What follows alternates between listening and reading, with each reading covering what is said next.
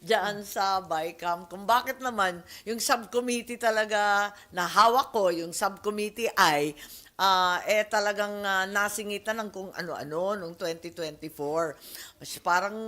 Parang feeling ko, ako talagang pinersonal eh. Kasi kung bakit naman yung COMELEC, biglang nagkaroon ng 12 billion. 12 billion para sa PI, sa People's Initiative. Sabi ko, ba't ganun?